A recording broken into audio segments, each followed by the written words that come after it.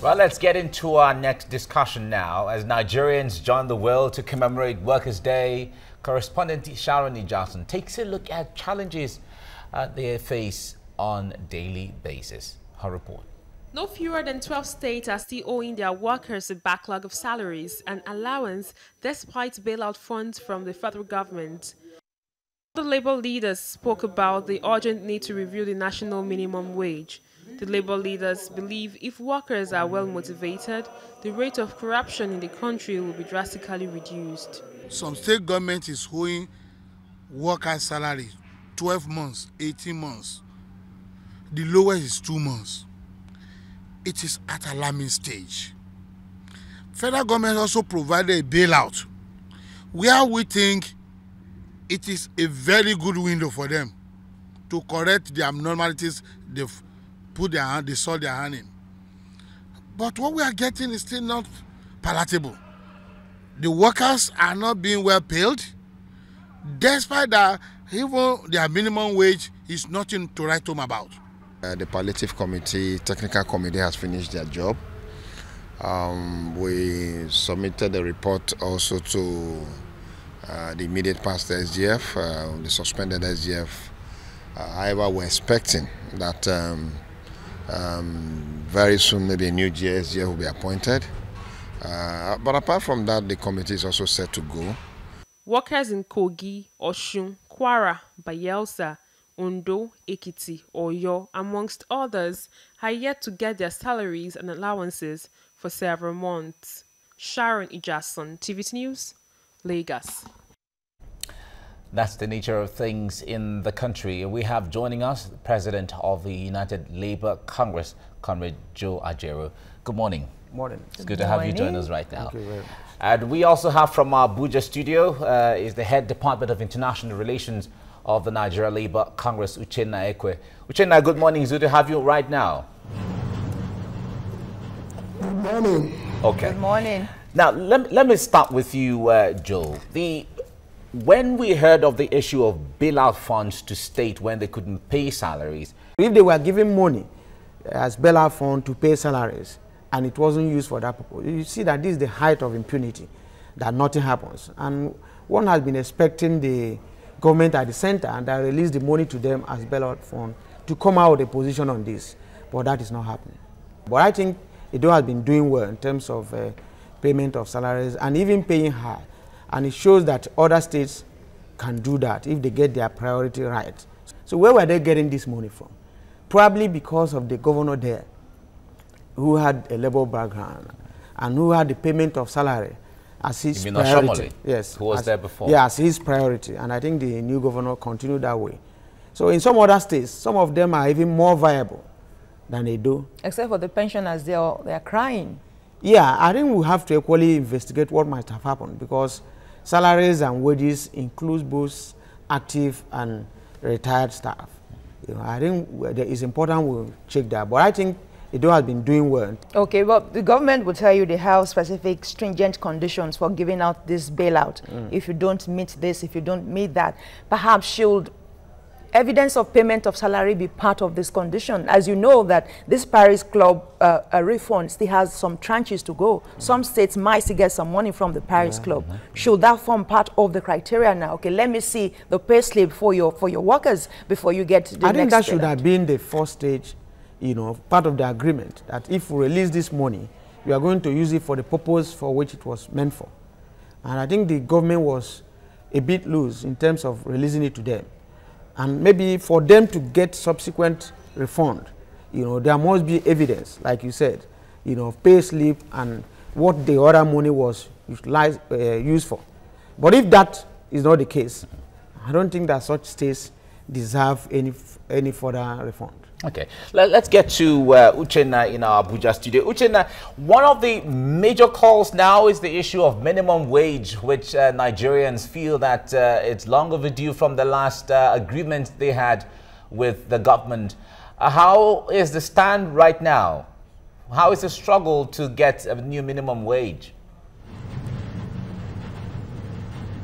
Well, you know, the minimum wage takes a process which is setting up a tripartite committee that will do the negotiation of the minimum wage.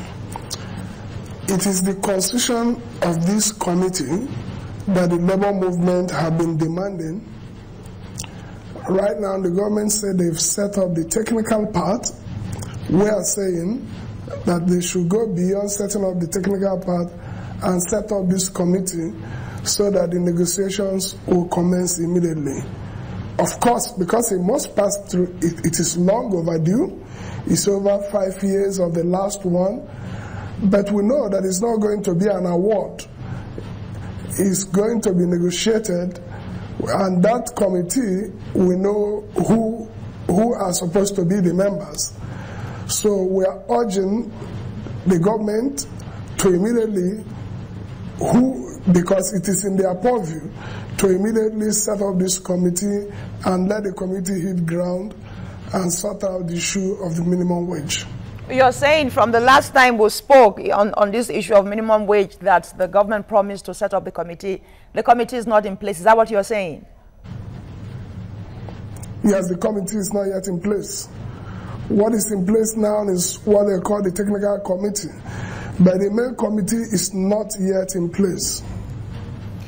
Okay, let me stay with you, Uchenna, on this issue. Nigeria is just trying to struggle out of recession right now. How feasible, if we have to put things practical, will the minimum wage be implemented in the coming, or maybe even later this year, or within this year? I didn't get that. All right, if you can hear me now, I'm saying that Nigeria is just struggling out of recession right now, not even officially out of recession. How feasible would it be to implement a new minimum wage within this year? We have said this time without number. Part of the ways out of the economic recession is to find legal means of putting money in the hand of the people, which one of the most credible legal means is the payment of workers' salary. Because if you are talking about even industrialization, manufacturing, if you have manufacturing industries or you industrialize and you have citizenry that have no purchasing power or capacity to purchase, the industries or the manufacturing companies will close down. Historically, if you take across the world, when America had recession, one of the things Obama did was increase in workers' salary, because that's one of the fastest way to reflate the economy. You need to reflate the economy. You need to strengthen the purchasing power capacity of citizenry. One of the surest way to do it is increase in worker salary. So even implementation of a new minimum wage, increase in salary, is one of the quickest ways to make sure we get out of the recession. All right. Okay, Uchenna, just hang on. We'll come back to you. But the question really is on the purchasing power parity, Joe. What do you think should be the exact minimum wage? When this was pushed forward in 2011 and years back, what it was, what the inflation rate was then, what the cost of commodity was then compared to what we have now, and internationally, what should be? Well, I think my group, my Labour Center, made a proposal of 96,000 naira minimum wage, based on all these issues you raised. And that 96,000 naira minimum wage is still not enough, but then we can start from there. Because it's not true to say that Nigeria is getting out of recession. You know, it's getting worse. Because Really? the worker wants to believe that when you say we're out of recession, not on statistics, but that he went to the market and the price of rice has changed. He gets garri at the appropriate price. He gets oil, you know, and he gets electricity at an affordable price. When that happens, you can tell him that there is no recession. But if these signs are not there, you can't be talking of statistics, you know, based on a theoretical perspective that we are no longer in recession or we are getting out. We are deep into recession. And this issue of salary is not charity. You know, salary should be an investment towards bringing us out of recession. So until we see it that way, I think we'll keep on shouting that recession, recession, recession. But one thing that is clear is that we have what it takes to pay more than 100,000 naira minimum wage. All right, now let me stay with you on pegging the amount of money. You said 96,000. The Nigeria Labour Congress at the time was fixing it at 56,000. Now, if we get into the specifics of what makes the money fixed at the rate it is, what are the indices considered to say, okay, let it be? It's not enough, but let it be at this amount, or let it be at this amount. Well, let us pick cost of living index, you know, which was what we considered. A family of 4 or 6 with maybe a 2-bedroom flat, you know, how much would they pay in a month? If they, let's assume they don't have car, and the children are going to school, the husband and wife are going to work, how much are they going to pay for transport? How much is the school fees for 4 kids, whether in nursery or secondary? You list it out. How much is Gary? How many cups of Gary would they take for 30 days? You know, what of the electricity bill? Most houses, 2-bedroom flat, you can get 18,000 naira electricity bill in a month. You talk of water. God bless them that nobody is sick within that period. How much? By the time you factor this cost of living index into it, you will now know why we are indicating this. Where do you subsidize, assuming we remain at 18,000 minimum wage? It will affect people involving in other activities. You may go and do Okada riding. You may go and do some other businesses, thereby neglecting your major work. Productivity equally goes down. So that is why we must pay a living wage. All right, let's go to Uchenna now as we wrap up this session. Uchenna, this question is to you. The issue of productivity coming to your doorstep now as a civil servant. How productive have you been? How have you helped the government come out of recession? Of course, the worker has his own duty to do. And you know, by the structure, just as we are in the studio now, working, you are, I cannot have heard to say your structure, but you have a boss, and you have been given a schedule to be at duty by this time, and you are there. And if you are not there, you are queried according to your scheme of service. So the worker has been diligent at his work, and they can do just exactly what is given to do. In situations where you see some chief executives even prefer to use consultants because they need to give, because paying those consultants means they get some money, and thereby ignoring the workers from doing their work. The worker cannot do otherwise. But otherwise, the workers have been diligent and doing their own part in the cause of trying to pull Nigeria out of recession. All right, Uchenna, let me put you on hold, gentlemen, 2 of you, and we will go on a break, and we come back to do more on this.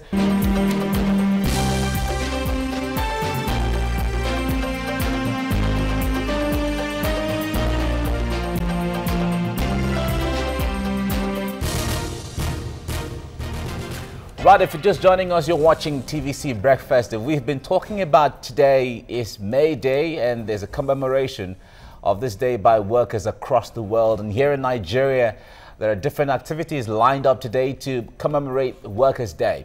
And we have in the studio discussing this the president of the United Labour Congress in Nigeria, Comrade Joe Ajaero. He's been with us.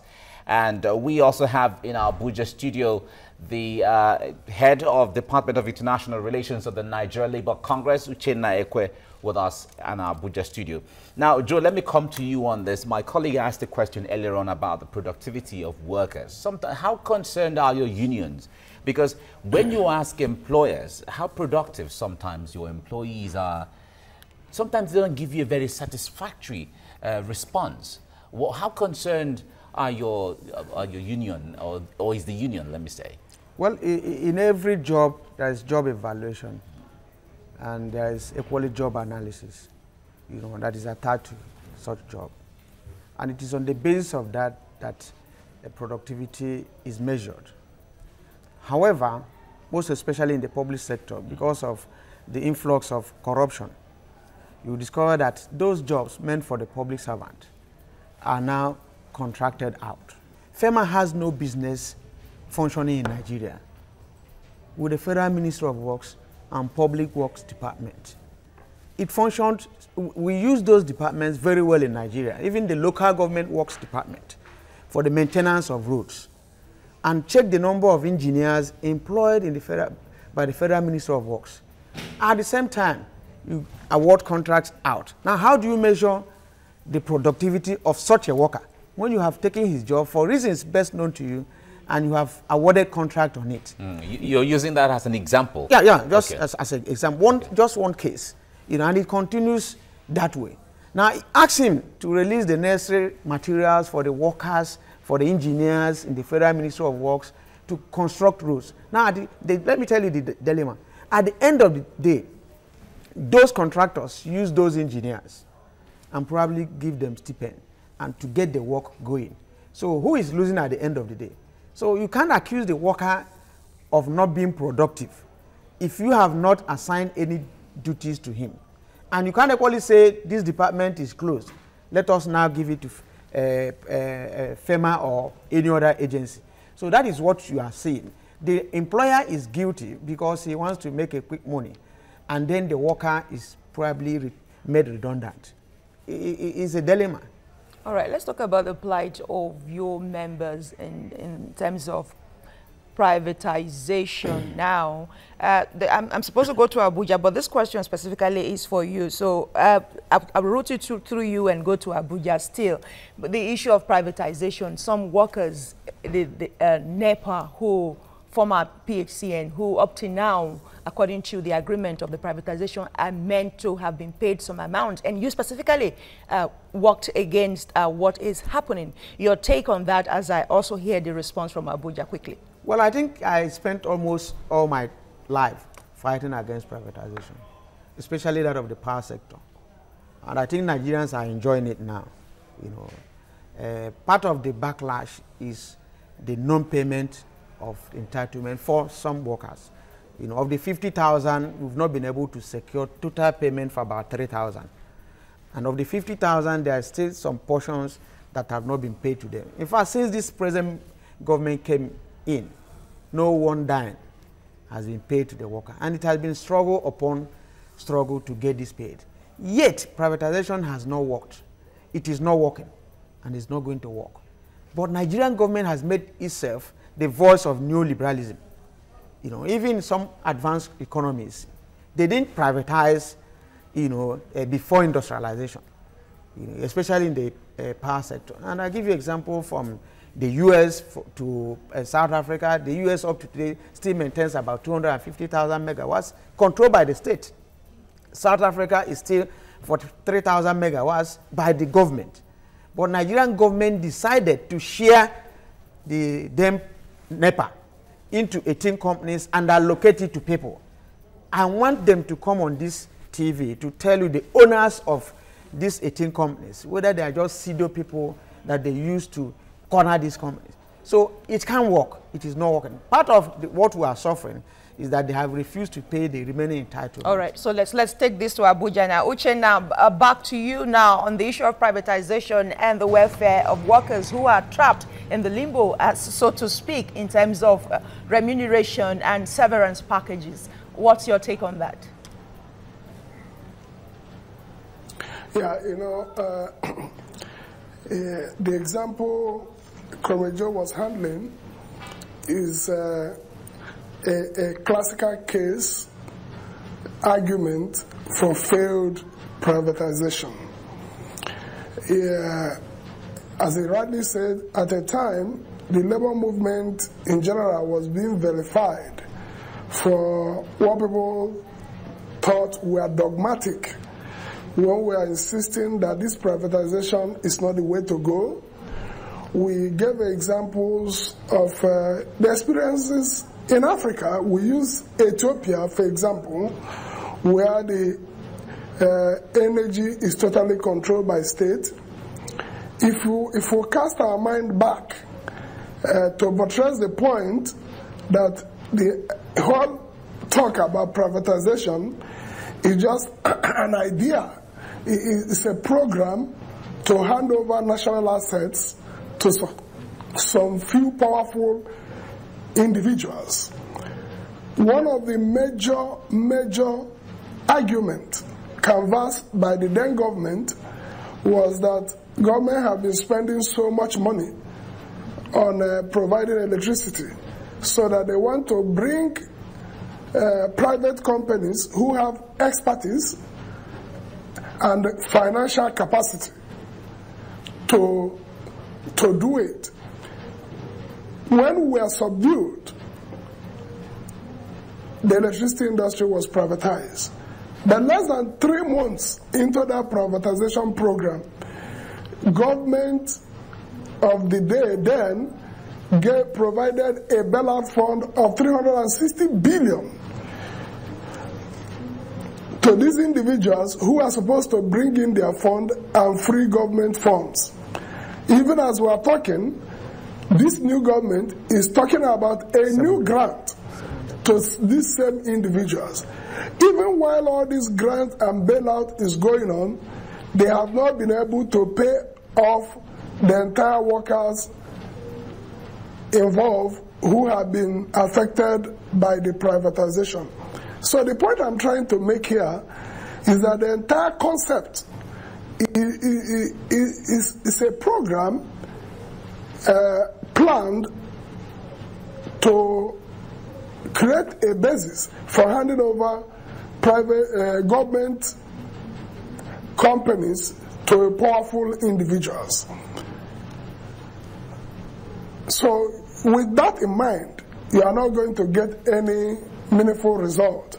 It is interesting to know that even as we are talking today, very powerful countries like Germany is taking back its own electricity to the government. They're even taking back from the private citizens to government. All right, Uchenna.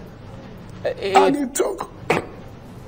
Yeah, Uchenna, it is. I'm glad you're aware of these dynamics in the privatization section or sector generally. What is the NLC doing about this? Because at the end of the day, it is the people themselves, the workers, who stand to suffer for these lapses in there. What is the NLC doing about it? About the workers? About the lopsidedness, about the handing over companies to private individuals that are not functioning. If you followed, we've done mass actions